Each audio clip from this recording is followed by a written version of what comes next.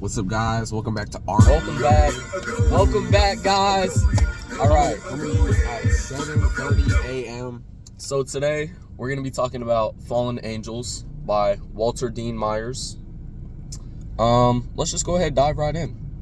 All right. So what I personally had got from the book, which Brayden may or may not agree, is for the main plot. I would say that from between the start to the end of the book, it was really kind of action-packed. Whenever he first got over there, he was a kid, fresh out of college, had nothing else to do, so he decided to go over down into the Marines, and he enlisted, went over down to Vietnam for the Vietnam War, and whenever he was over there, he had a file for his knee, because he actually had a knee injury. So he shouldn't have gone into the war. He should have had more of a desk job.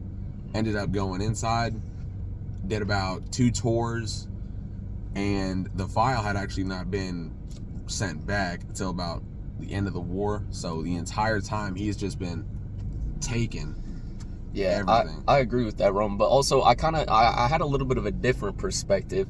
Not just that it was action-packed, but it really kind of depicted what I thought to be like a very real experience in the Army and the Marines at war. I agree with that. It depicted, a lot of waiting around. Like 1 hour felt like 4 hours felt like 5. We're on night patrol for 12 hours, It had a lot of that. And then as well, aside from the waiting, when it was action-packed and there was a lot of stuff going on, there was absolutely a lot of stuff going on. Claymores going off, rifles going on, people getting stabbed. It's so chaotic, you don't even know what's happening.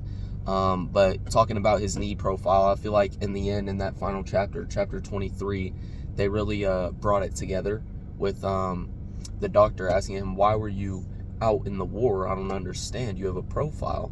And he's like, well, the profile just hadn't come through yet. And then also, it tied in a couple other things, such as like Nurse Judy. And that's going to bring us over down to our next point, which would be the characters. Okay, so the main character of the entire book, the main protagonist, is Richie Perry. He's basically our eyes inside of the entire perspective and inside of the war. He's the one with the profile. Yeah, he has the profile. Bad knee. But throughout this entire time, he went in there not anticipating ready to go to war, more of a desk job. And he ended up going right on the front lines with a whole bunch of different people that he eventually befriended, and the sergeants, friends, everybody he met over at the Hoochie in the book, that's actually the barracks that he met on base and between the airplane flyover and back. Yeah, absolutely. And he made, even later in the book, I believe it's chapter 22, he says these guys, he feels like that's what true love is. Like, and kind of on some weird stuff, to be honest with you, but like, I'm gonna let it slide low-key.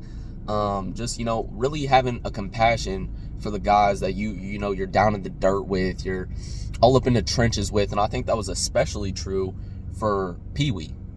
Pee-wee was his best friend in the war at the time. Do you want to expand on that? All right, so Pee-wee, I would say, has been through Richie's side the entirety of the war. Has really just kind of kept him motivated, made him not want to quit anything. He's been a supportive friend through and through. He always tries to lift him back up with some of his jokes, but Perry, or Pee-wee, as they like to call him, he actually is very, he's more of a tough individual, kind of battle-hardened over time, because he's been there a little bit longer. But that would bring us into the next person, Jenkins. Real quick, I just want to chime in. One of my personal least favorites, who I did not like whatsoever, dishonorable mention to Captain Gerhardt. I was not a fan of Captain Gerhardt. He was all on the bull, couldn't blow the claymores. There was a entire battalion of Vietnamese, couldn't blow the claymores, kill them. Was scared to fire. And honestly, quite frankly, I'm going to put the blame on him. He got 2 people killed. He got 2 soldiers from his group killed.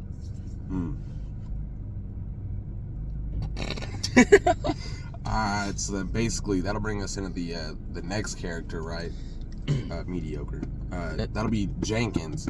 So Jenkins is a new recruit who is the Army colonel's father, who he actually enlisted, kind of trying to get a higher position in the military instead of trying to be on the front lines. But he actually basically ends up getting shot in the head, and he died immediately due to all the lack of experience. Lakers in 5. Yeah, absolutely. So he was kind of just gifted that job by his dad, unfortunately, and a little more unfortunately, was shot and killed. But Roman, what was one of your personal favorite moments in the book? There's just so many to pick from. There is. I think my favorite would be whenever Pee-wee and Richie had just first met Jamal, and they were talking about how, in Native American terms and traditions, they would, become blood brothers, so they would slice open their hand, absolutely, dab slice each other up, and Richie, I believe, word for word, let me see if I can find it here, it was,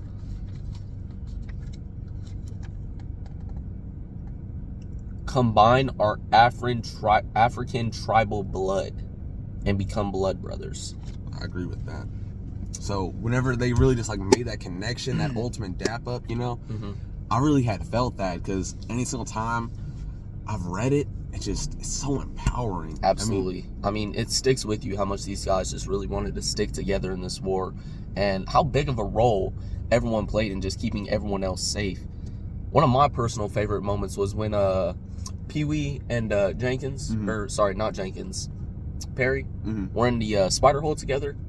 And there was a Vietnamese man who was a little suspicious about the spider hole because there was some disturbed grass in front of it. And he was all up in there with a spear with a knife on the end, and he was poking around, he was slashing them. And then, Pee-wee kind of just grabbed him by the leg and yanked him in. And, Perry just ended up shooting him. But I thought it really showed some strong brotherhood in that moment. But overall, how'd you feel about the book, Roman? Overall, I felt pretty good, From start to finish, it was action-packed.